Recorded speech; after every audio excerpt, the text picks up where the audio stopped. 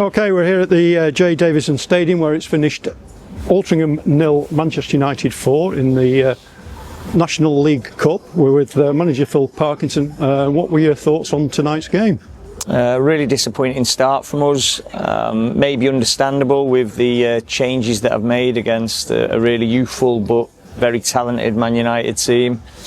So the start wasn't fantastic, and then I felt we did grow into the game and controlled a lot of the ball, but their press was very good and they caught us out on a number of counter-attacks, and that was the story of the game really. They hurt us with a counter-attack, and I think we're playing against a team who set up exactly how we set up, same shape, same kind of principles, and they just did it far better than us on the night.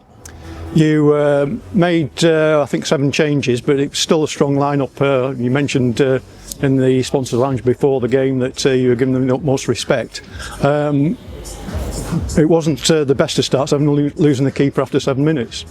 No, well, that doesn't help, does it? Obviously, not having Ethan available through illness, and then obviously Harvey stepping in, and then him pulling up, and then we're playing our academy keeper, who I thought acquitted himself brilliantly, by the way. Coming in cold, and some of his playing out was superb. But he played against a very in-form Ethan Ennis, who I thought was the player of the game, to be fair. I thought he was outstanding, and he punished us every time he got an opportunity. Yeah, and obviously going 2-0 down after about 20 minutes, it was an uphill task after that. But I thought after that we acquitted ourselves very well. Yeah, I totally agree. As I said, I felt we had a lot of the control of the game, but people will say it means nothing. But it does, because that's how we play. So I was quite pleased that we did grow into the game, and we created our own chances, to be fair. I mean, Dermot, who we've had here previously, made a really good save from Tyler Golden.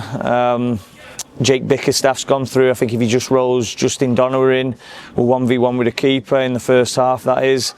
Carell Redding's had a speculative shot from distance, but worked Dermot. So we have worked the keeper. It's just we weren't good enough with our recovery runs at times, as I said, when they counter-attacked us, and some of our, even though I'm saying we controlled a lot of the game, some of our in possession was a little bit sloppy at times. But against a very good press, I thought United, Trav, you could tell he was driving them from the sidelines, and they were really hungry for them goals, and they got the just rewards for that. But again, second half, Carell Redding's dragged one wide from inside the 6-yard box.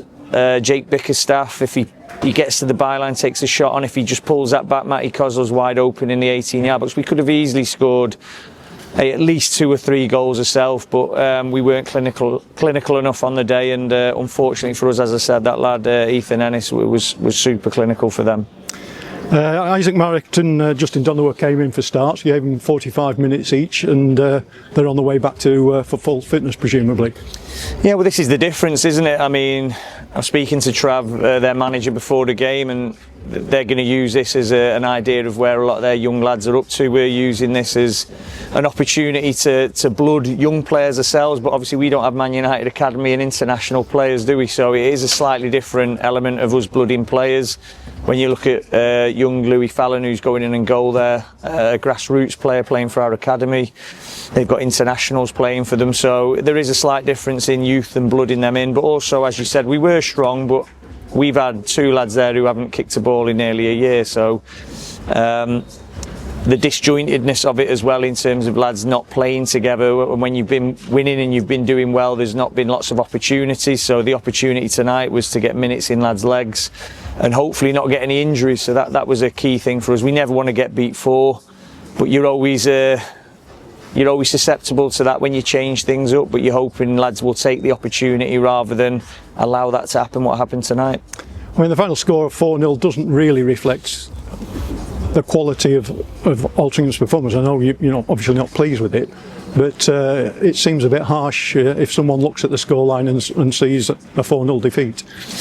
No, absolutely. But as I said, when I'm watching them and when we looked at them, they're doing everything we're trying to do, but they did it really, really well on the day, and that's what we do to teams. There's games where we'll be really good on from a counter-attacking point of view, maybe not control as much of the ball. I think take Saturday for example against Southend. I don't think we didn't have as much possession as Southend, but we absolutely crucified them with the counter attacks.